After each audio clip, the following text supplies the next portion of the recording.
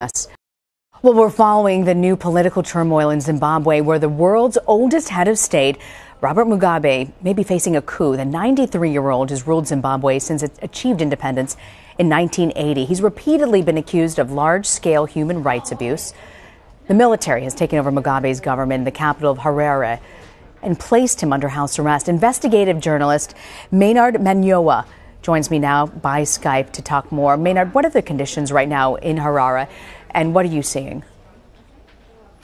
Well, to be honest, the conditions on the ground in Harare are actually not what a lot of people expect and not what a lot of people are actually reading online. I've had the privilege of being in Harare for the last 48 hours. In fact, since the tension started sort of brewing and we got these indications that there might have been some military activity. Now, definitely, I'm pretty certain what would interest people the most is what is the atmosphere like, since the military, took over the state broadcast and they announced that they were intervening, and putting an end to perhaps what they called abuse of state institutions by the president. And that move has been met with perhaps a lot more joy than people would even imagine. The people in the streets of Harare, definitely. The number did decrease in terms of the basic population. But remember, this was also on the advice of the military that asked people without critical business to avoid the central business district. But the people we saw in the streets of Harare, the people who roamed around, even critical areas like in Nelson Mandela Avenue, where you find the parliament of Zimbabwe,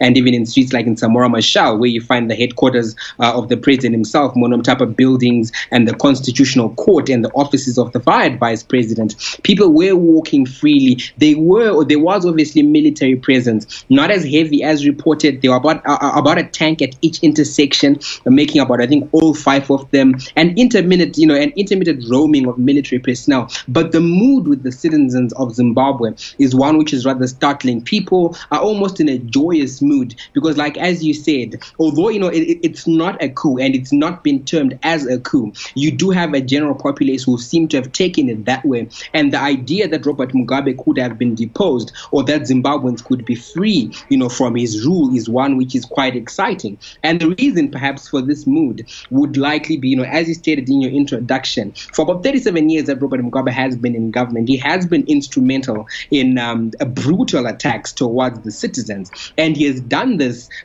utilizing quite a number of state institutions like the police, like the intelligence services, and intermittently the army has been accused of being part of these services, but they've always maintained their statement that they've only ever intervened during a time when the nation was in crisis. But throughout the last 5 years, for example, after the end of the government of national unity, when Mugabe was forced to share power with Morgan Tsvangirai, things have dilapidated in Zimbabwe. There's a cash crisis, there's a huge economic crisis, the national debt has increased, the GDP has decreased.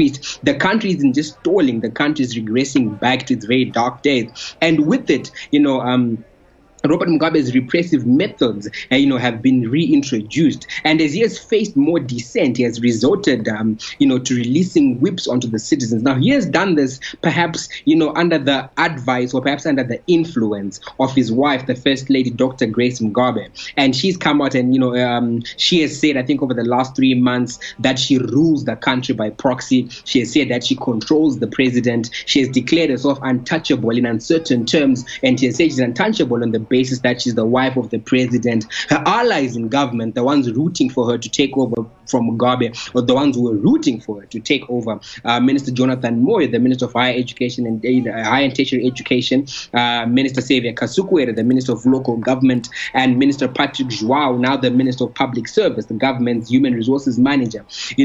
During that time that they were supporting her, they all supported that position, and they pushed her on. Now, her allies have been accused by the Zimbabwe Anti-Corruption Commission, for example, of being corrupt, with evidence that has been published in state broadcasters. The Zimbabwe Maynard, I want to ask you, though, so who's in charge right now, ultimately? We know that there's military control right now, but who's running the country right now? Well, it's a bit of a difficult question, and I'm going to put it this way, because on paper and in theory and in practice, the president remains the president. He's still the commander-in-chief of the defense forces. He's still the president of the republic.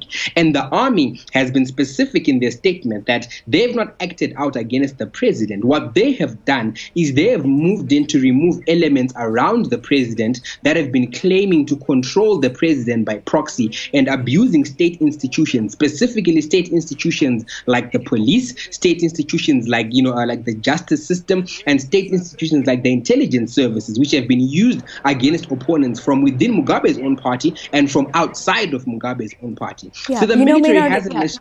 Maynard, the fact that, Mugabe, you don't really have to follow Zimbabwe politics closely to know Mugabe hasn't been a man with great standing on the international stage. How is it possible that he's managed to hold on to power for this long?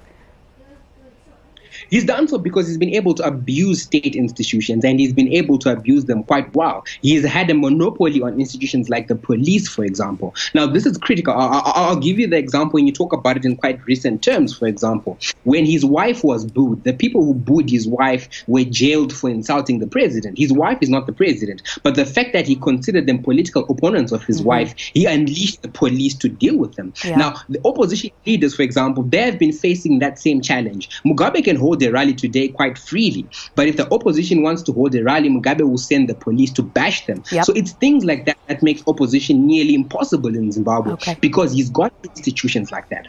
Gotcha, very much. Well, we're very grateful that you can explain and shed some light on this situation in Zimbabwe. Investigative journalist Maynard Manyowa, thank you very much for joining us.